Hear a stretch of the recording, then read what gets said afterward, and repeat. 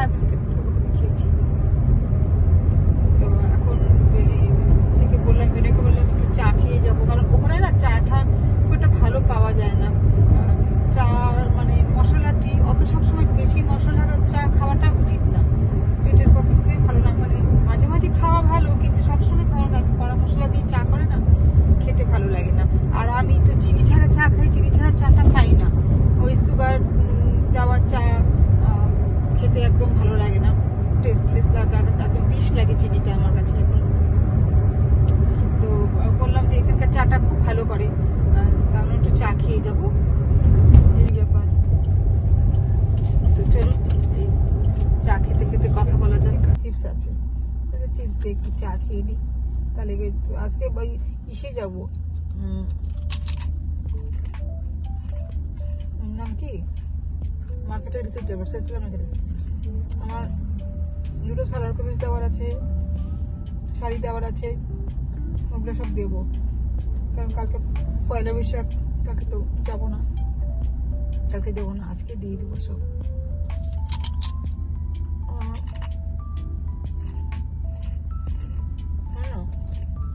মার্কেটে যেতে ভালো লাগে না আমার, একদম ভালো লাগে না মার্কেট। ভিড়, সব ভিড়টাকে ঠেলে ঠেলে ঠেলে ভিতরে ঢুকো। হ্যাঁ, আর একটা জিনিস কিনবো, যদি ভালো পাই তাহলে কিনবো, চুড়ি কিনবো, চুড়ি কিনবো আমার জন্য। আমি তো এমনিতে কাচের চুড়ি করতে খুব ভালোবাসি, ভীষণ ভালোবাসি, ছোটোর থেকে খুব ভালোবাসি কাচের চুড়ি। কাঠের চুড়ি কিনবো। আমি শাখা পলা মারা অনেক পড়েছি, ওগুলো বিয়ের পর অনেক, এখন সব করে রেখে দিয়েছি। যখন কোনো আমাদের বেঙ্গলি কোনো অকেশন থাকে তখন পড়ি। দেখুন, স্বামীর ভালোবাসাটা শুধু শাখা সিঁদুর ইয়া করে একটা স্মৃতি টানলাম সিঁদুরের, সিঁদুর পরলাম বড় করে, শাখা সিঁদুর, স্বামীর প্রতি ভালোবাসা ওরকম ভাবে হয় না। স্বামীর প্রতি মন ভিতরের থেকে ভালোবাসাটা আসা দরকার, তাই না? আমি অনেককে দেখেছি শাখা পলা পড়ছে, সব বড় করে সিঁদুর, ঘুমটা মাথায়, তবুও আমি দেখেছি, অনেককেই দেখেছি যে তাদের সংসারের দিকে মন নেই, স্বামীর দিকে মন নেই, মানে বাইরে সবসময় উড়ু উড়ু মন থাকে। তো সেই আমার আর এইসবের আমি বিশ্বাস করি না। আমি জানি যে আমার স্বামী আছে, যাকে আমি রেসপেক্ট করি, বন্ধু হিসেবে ভালোবাসি, বাস। আমার সন্তানের বাবা, তার প্রতি আমার বিশাল প্রচুর দায়িত্ব আছে, তারও আমার প্রতি দায়িত্ব আছে, বাস। ভগবান আমার স্বামীকে সুস্থ রাখুন, ভালো রাখুন সবসময়, এইটাই। চা চলছে, কত ভালো চা, দেখতে পাচ্ছেন, খুব ভালো করে চা। আমাদের বৈশাখ মাসে আমাদের 3 দিনেরই জন্মদিন।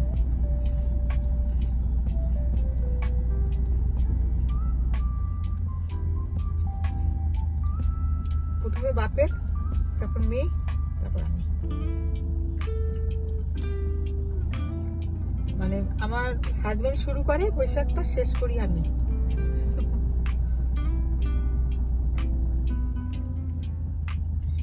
ওই জন্য খুব খরচ।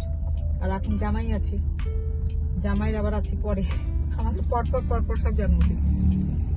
তারপর হচ্ছে ওর বাবা মা, তারপর বিবাহবার্ষিক, এইগুলাতে আমাদের একটা এক্সট্রা টাকা লাগে।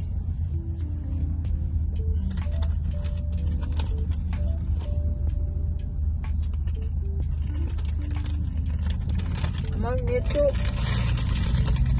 কেনাকাটা শুরু হয়ে গেছে, মানে সেদিন অনেকগুলো ড্রেস কিনতে দেখলাম, তারাকেও দিয়েছি, আবার পাঠালাম ওকে, ওখান থেকে নিবে।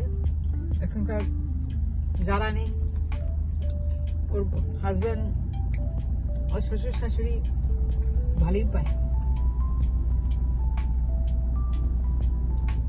আর আজকালকার দিনের ছেলে মেয়েরা তো পড়বেই না। আমাদের তো জন্মদিনে কোনো জামা ঠামা হতো না, ওই মা ওই একটু পায়েস করে দিত, একটু ঘুগনি করে দিত, বাস সেটাই, সেই পাড়ার বান্ধবীদের ডেকে এনে খাওয়াতাম।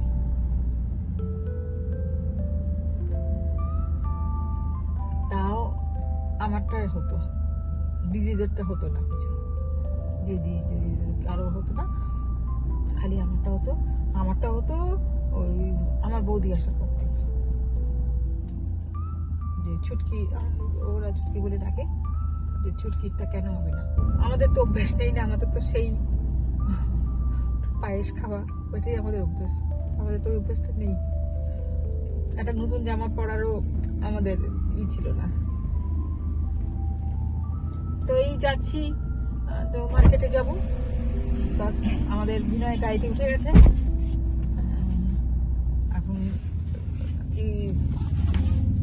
যাই, নয়তো কথা বলা যাবে, এটা স্টাম্পটা নড়তে থাকবে, কথা বলা যাবে না। আসি।